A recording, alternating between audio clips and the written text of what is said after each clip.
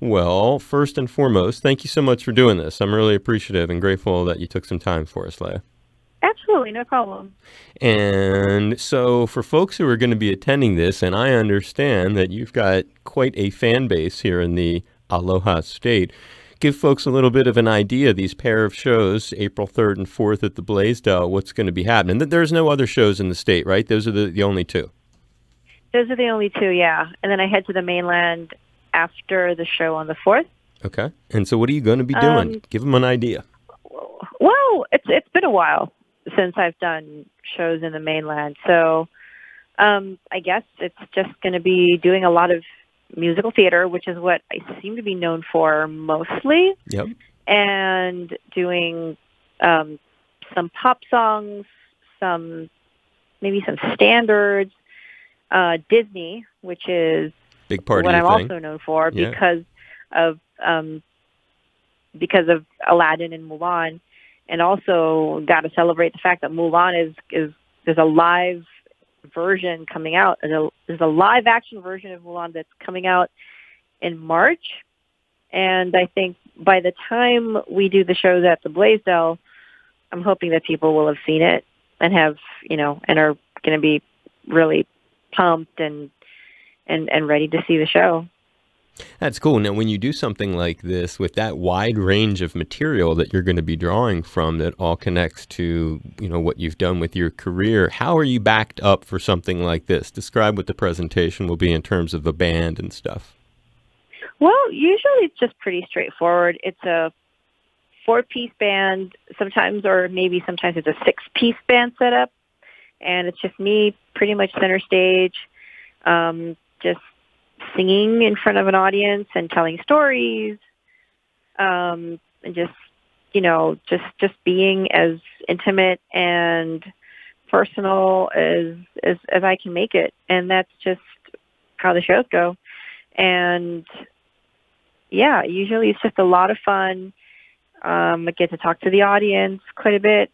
Sometimes they talk back, which can or can't be fun. But yeah, it's just really just everybody getting together and having a good time. And I mean, the last time I was at the Blaisdell, it was at the arena for a figure skating show for Christy Yamaguchi's Golden Moment. So it's nice to be back in the actual theater. Yeah, and doing and when you say four pieces, is that guitar, bass, drums? What are the four pieces? Guitar, bass, drums, piano. Okay.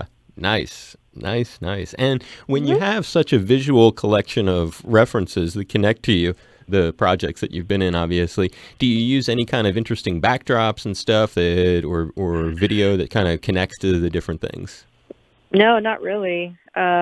Usually my own descriptions, my own verbal descriptions kind of take care of everything. And that's more personal But then anyway. we sometimes have lighting design that kind of supports the music. Right. That makes sense. Yeah, I guess that's what I was going for, just because some of the stuff has such a distinctive impression with people visually. So Yeah. sometimes it is benefited by having some sort of reference point like that. Hmm. And when you mention that wide range of stuff that you're going to be playing, you've been so fortunate in your life to have had a very, very, very long career. And even though you're so young, you still have had Hmm. a very, very long career. And when I Yeah, 40 plus years of exactly. career. It's pretty wild.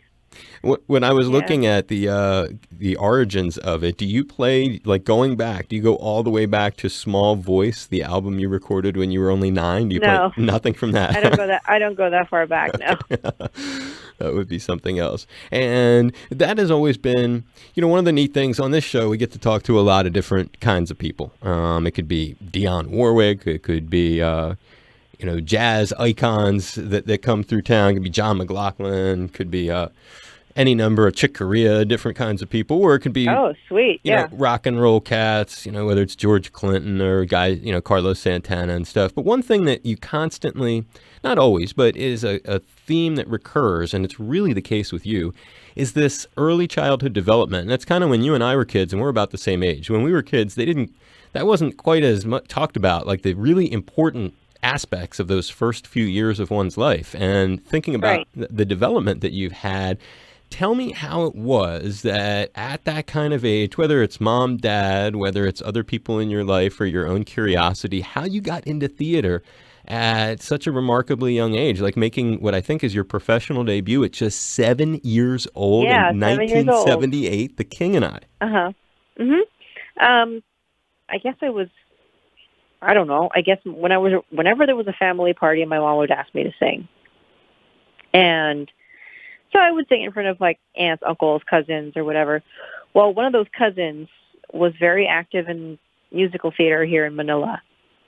And so when she heard me sing, she told my mom, Auntie, you better take her to these auditions because I think she'd do really well. And so my mom did. And so I got up on a little stage and I sang for a director and a musical director who I would be working with for quite a bit in my childhood.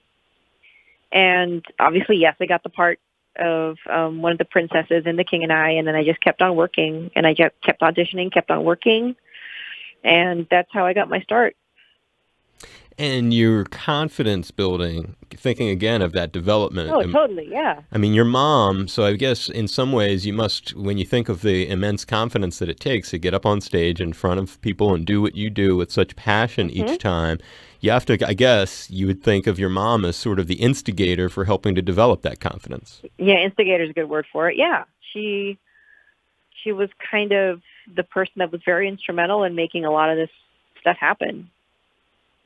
And at that age, do you realize, like, I mean, you got to really be impressing folks because then, from what I read, it's just 2 years later. You're still not even 10, mind you. And you've gotten yourself into the role of Annie at 9. Uh-huh. Yeah, imagine a little Filipino kid with a red wig on. I mean, it's not the prettiest sight, and really makes no sense when you think about it. But I guess it looked good enough that people were very impressed with my singing. And then from then on, I started doing records. I started doing films. Still kept on doing musicals. Started hosting a TV show, and it all just kept on going from there. But yeah, this early childhood career, I really owe it to my mom. I mean, she wouldn't take no for an answer when other people would be like, nope, a kid's record was not going to make money. Oh, she was persistent. She was really doggedly persistent. Who diversifies the things? Because there we have record, theater, pretty different. They're pretty different mediums right there. Was it your idea at that age to do a record, or was it your mom sort of guiding to make it happen? I think it was my mom. I think she felt that there was really something in what I could do, and I think she kind of, I guess her business instincts were just such that she recognized that there was kind of money a to be gap made in the market. Yeah, not so much money to be made, but I guess she just felt like, okay, there is a segment of the market here that is not being served, and that was children. I mean, kids' records really weren't. There really weren't a lot of them. Right. So she created a label, and then I started, recording, and just with her own money. I mean, she made all of this happen. And she would go from store to store trying to sell this record that this 9 or 10-year-old was singing lead vocals on, and she was right. And there were, once she started, she would sell pieces, just individual pieces, to record stores. And then they started calling her back saying, oh, we've run out. Can you please resupply? And it turns out there were a lot of moms just like her that were looking for records for their children to listen to. And so, boom, things they start kind of moving. Like, she would actually move merchandise, and that was it. Then I started doing more records, and I started recording albums. She recognized that there was a segment of the marketplace that wasn't being served, and so she served it. You had your own, independent record promoter. Yeah, she was great. It's what it sounds like, and label and everything in her. Well, I really like that. That's very, very supportive. And those were, considering the era, I'm going to guess those were actual records then, huh? They were vinyl? That was vinyl. that was vinyl, and it's kind of interesting that vinyl's making a comeback. Yeah. Well, I was alive long enough when vinyl was the standard, Right. when that was what everybody bought, when that and cassettes were the only mediums, they were the only mediums available. Are you selling stuff on vinyl again?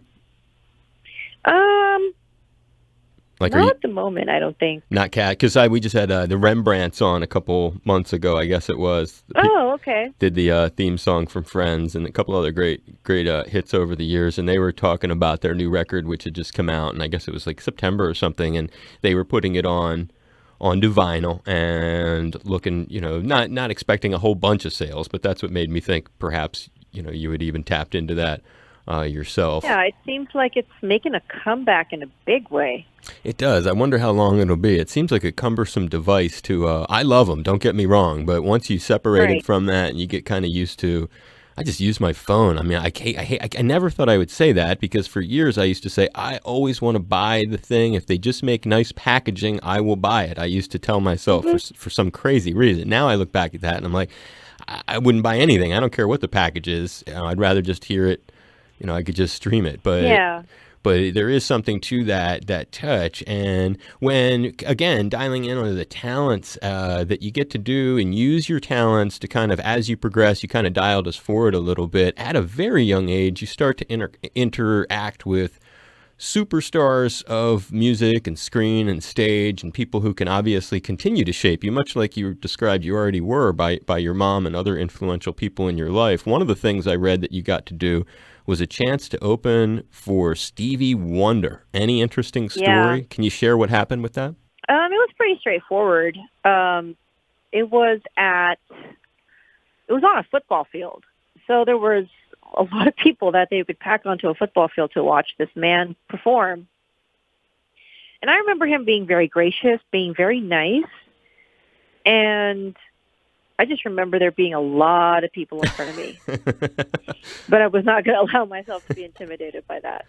Well, and with your indoctrination into the business, I would think you have earned enough. How old were you when that one happened? I was 17. 17. Okay, so you had enough time to kind of build up a little bit of. And was he impressed that you were so young? Did that make any impression? Because he had started, as you know, as a very, very young age. Yeah, as a really young guy. I think it must have been about 12 or 13 when people, really got to know who he was, and just incredibly talented even at that young age, and started writing songs really early. I think that he had heard my voice because it was an open air arena, so I don't know how sheltered one can be. So he probably heard my voice, and I'm thinking he was all right with it. Well, what a neat thing. I mean, and that was in Manila? Is that where that was? Mm-hmm.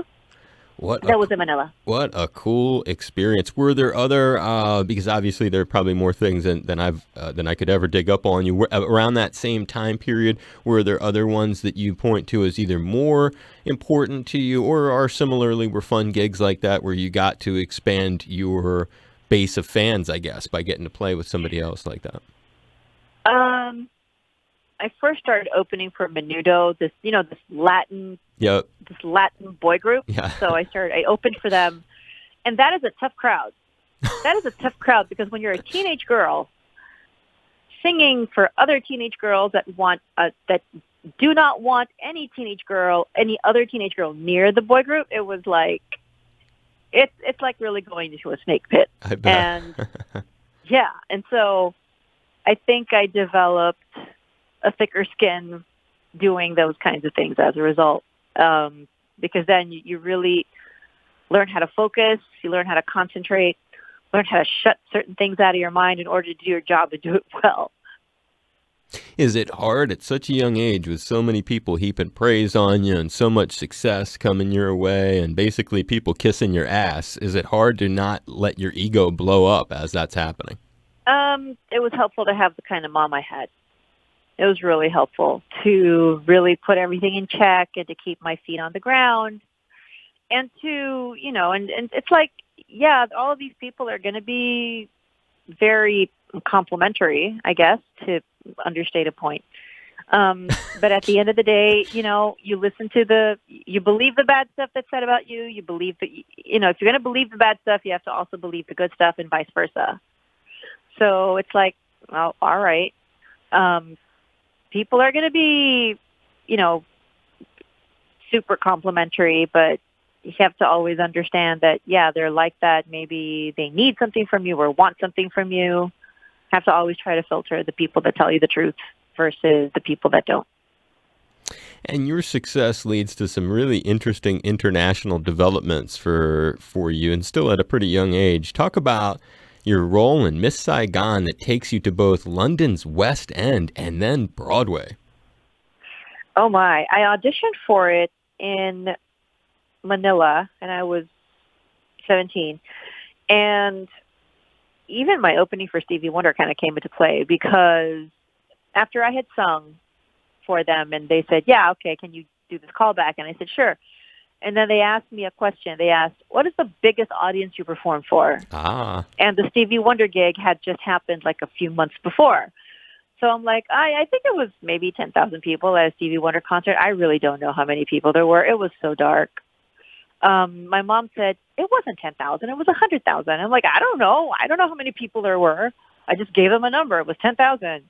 And I was actually erring on the side of small. Right. And I think that they were impressed because the theater in London that Miss Saigon would be performing in had an audience capacity of about 2,550 people. So I think they just needed to know that I would not be intimidated in front of 2,550 people. Right. So when I threw out that arbitrary 10,000, they were like, okay, I think she just put us in our place right now. Like, yeah. Right. Yeah, there was that many people, I guess. I don't know. Right, and little did they know it might have been a soccer stadium with tens of thousands of people. Yeah, it could have been tens. It was tens. I think it was tens of thousands. Whatever the number was, 2,550 was not going to intimidate me. And living, so you're in London. How long do you get to live there while the play is going on? I got to do the show in London for about a year and 3 months, which meant living in London for about a year and a half because that included the rehearsal period. And then I moved to New York a couple months after I left the show in London. And that was when I was like, oh, okay, this is New York City. This feels like home. Now I feel like I'm at home. Wow. Yeah. Why? You just connected with the buzz there, or? I don't know, because I wasn't even really exposed to like the buzz of it, but I just knew that when my foot hit the pavement or hit the sidewalk, and when I got out of the car, I was like, yeah, this is it. This is definitely where I want to be. And I guess it was just me being 19 years old and so excited and knowing what Broadway was and knowing that this was going to be really a life-changing, moving experience. And it was. And I mean, some of my best friends I met while I was living in New York. And it just felt like the place where I became an adult, where I really kind of grew up more than in any other place. Well, it's an incredible city, and I can relate. I grew up outside of Philly and went to school in Boston, so New York was like a real comforting, familiar. Yeah. But what got you to Hawaii then? How did you get to the islands? I am in radio, so I was in radio then, and actually 9/11 had just happened, and I was kind of thinking, because at the time, if you recall, you didn't really know what was going to happen to the world. Yeah, it was like you didn't know if this was the beginning of the end or whatever. And so in my mind, it was like, if you want to do anything different, you ought to do it now. And in my mind, I was like, I'd love to live in a warm place. My parents used to go to the Caribbean a lot. They'd bring pictures back. I couldn't believe the water really looked like that. And so it was kind of, it was kind of like, you ought to try to see if there's a radio gig out there and find a U.S. city that has the water that your parents are always experiencing in the Caribbean. And when you start to do your homework, you realize, well, it's either going to be Miami or San Diego or Honolulu. And so I just went all in and yeah, no kidding. And did it, and so it was a big change. But when I think of what you were saying there about, because those are just two pillars of cities for you. And yes, you had done a lot of stuff by then as a youngster, as we pointed out, but still to be in New York and to be in London and do like the most important theatrical place in each city. I guess my question that I've always been curious about, what's the difference? Like if you were to say, because you're like, yeah, I've been on the West End in London. Yes, I've done Broadway. When you describe it to somebody who doesn't know so much about the differences in the culture or way your experience in those two cities went, what was the difference in living in those two places for you? Oh my gosh. Well, the cold, first of all. And the cold in London's different from the cold in New York. The cold in New York it feels drier. It feels like a sharper kind of a cold, but it's the kind of cold that kind of passes over you rather than through you, if that makes any sense whatsoever. I mean, you dress warm enough in New York, I guess even in Philly, and I lived in Boston, so it's kind of, it doesn't like get under your skin, and you dress warmly and you're fine. London though is much more damp. Right. So it was the kind of cold that kind of just got into your bones, and I'm like, okay, this is not fun anymore. Yeah, I mean, I love the city, but I don't love it when it's too cold. Do you have a favorite between those two? I mean, do you have any? Oh, I prefer New York over London. I mean, as far as the weather, because I feel like I can still survive in 13 degrees in New York City, and I have. And it's like, okay, I just have to turn on a humidifier and I can get some moisture into the air, but getting moisture out of it when it's cold, it's hard. I don't know. It just felt like, okay, I don't like this kind of cold that kind of gets into your bones. And I lived in LA, and that was the kind of cold it was like there, especially when it would rain. And it was like, okay, this is not pleasant. This is not fun. But New York for me, I always loved it. I mean, no matter how bad the weather would get, there was always something about it that made me want to hold on to it. I don't live, maybe there's kind of a novelty about it now because I haven't really lived there full time for a number of years. So it's always going to be something real special, a very special place for me. That's a wonderful word, novelty. Sometimes I've tried to explain to myself what I like about living here, and that's this exact word, because it's such an unusual city. So I can connect with why you would think that, because New York definitely has a novelty. When you mentioned Los Angeles, and you've gotten to, one of the neat things is you've been able to develop your craft into so many different areas. We've talked about being on stage, we've talked about making records, but you've also used your voice in animated films. What was a favorite experience of getting to do that? Well, getting to do the singing voice of a cartoon means being in a room with a 75-piece orchestra and laying down your vocals while they're playing theirs live. And it's just incredible. I don't think I've ever experienced anything quite like that since then. When you're in a studio with all of these incredible, amazing musicians, just putting your voice to something that generations of kids and adults are going to be listening to for like years and years and years. I mean, I did A Whole New World in 1992. I recorded it in February of 1992, and I recorded Mulan in October of 1995. And now it's 2020, and people are still listening to both of those songs. And the love for those original animated films is such that live action versions came out. I mean, Aladdin came out last year, I think, and now Mulan's about to come out. It's just incredible. You know, the staying power of these stories and of the original material. It's kind of crazy. And to be able to tell myself you were a part of that, it's really something. And I think my daughter gets a kick out of the fact that I've been a part of it. That's also flashing to the first part of what you were saying. I was kind of visually, as you described it, I was imagining the studio with 75-piece orchestra, and you're in the same room. So these are large studio spaces huge studio spaces. Yeah. And they cue you up. Was that? I mean, what? How does? If you can just describe in any of the technical of just because I think people would be fascinated by the because that's a lot. In some ways, it sounds really exciting, but it also sounds a bit stressful. Well, I think everybody at that point is kind of used to performing under high pressure situations, so it's not like the people in the room didn't know what they were doing. And we also knew that in the afternoon, Brad Kane and I would be able to isolate our vocals anyway. So our presence in the morning was really for the orchestra to get theirs down, right. We would be able to sweeten and really put all the emotion into it the afternoon of that recording day. So it wasn't really too high pressure for us in the morning when the orchestra was there. I get it. It was more high pressure for us, though, once we were in the afternoon session and we were like looking at rough drawings and rough animation and getting instruction from the directors who were in the studio as well, along with Alan Menken and Tim Rice, who wrote the song.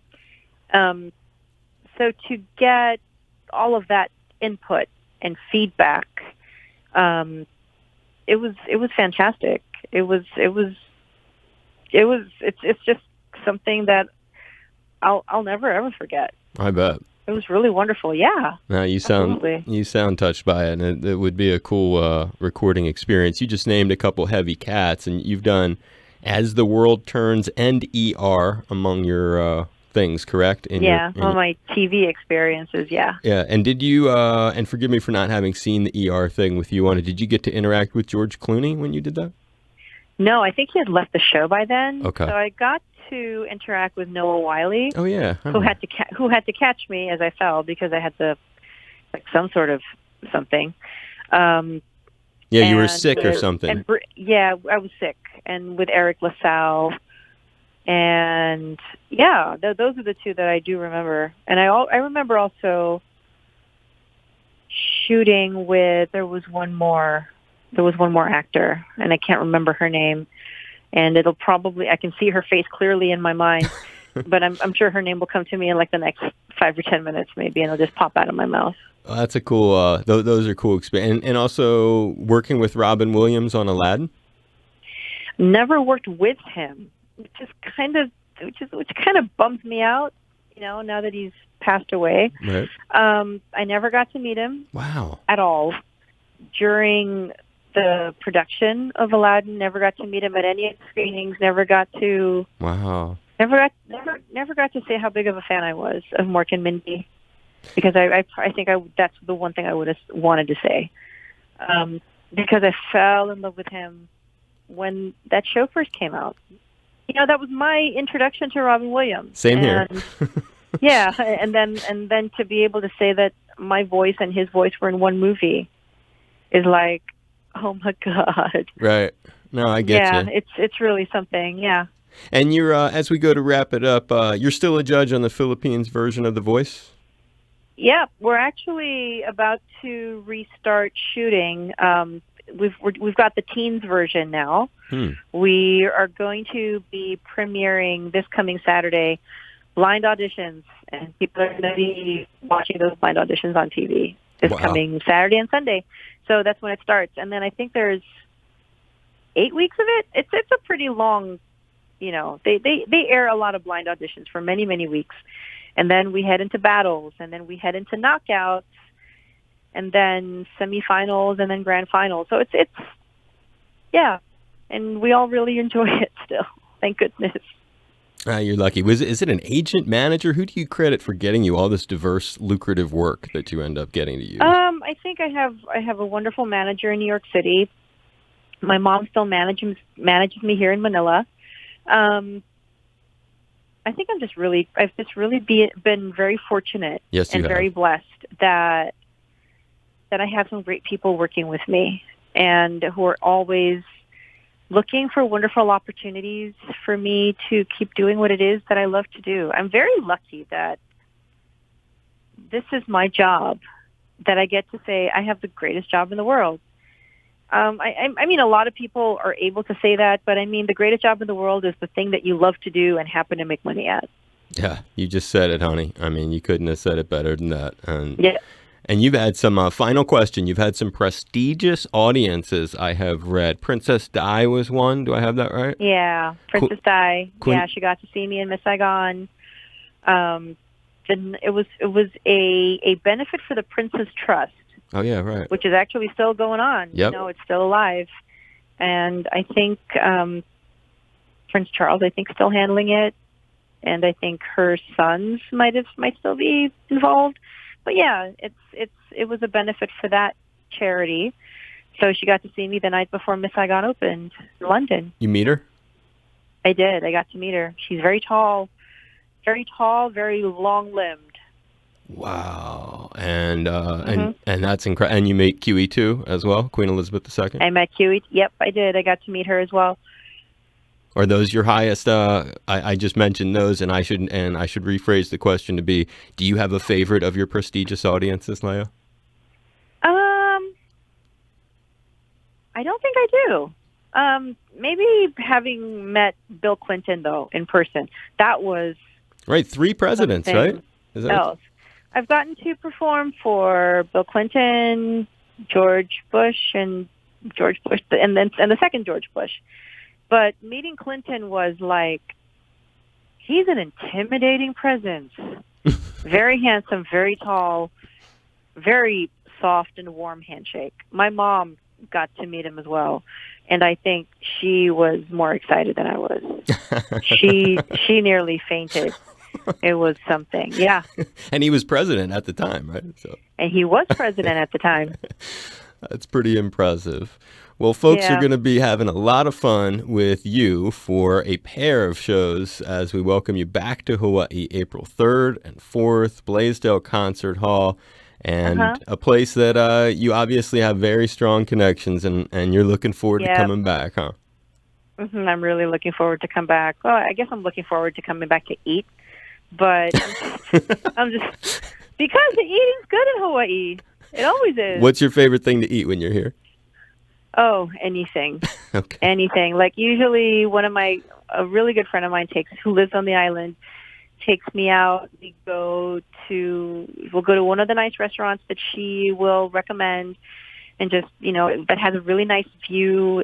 We'll sit outdoors, and then we'll just, as they say, we'll just talk story, and then we'll just catch up and everything. And so, yeah. So, and whenever there's family, and I do have family out on the island, so it'll always be nice to catch up and be able to eat something home prepared and just be able to kind of, enjoy everybody's company. But yeah, so usually it's like the minute I get in, and I've got relations and I've got friends, and I'm already starting to plot my schedule to kind of help me get over jet lag. So I think it'll be a good time. I had a good time today talking with you. I hope you had fun. It was great to have you on the show. Thank you. I did too. Thank you.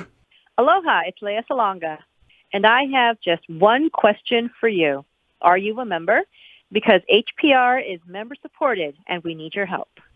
Maybe you've heard me as a guest on this show, All Things Considered. There's no better place to spend the afternoon than with my friend, Dave Lawrence. So show your support for Dave and HPR right now. Thank you. Perfect. I appreciate it. I'm giving you a big hug No and a high problem. five, and hopefully we'll get to say hi when you're in town. Please travel safe. It was a lot of fun having you on. Your great stories that you told. Thank you. Thank you. Thank you so much.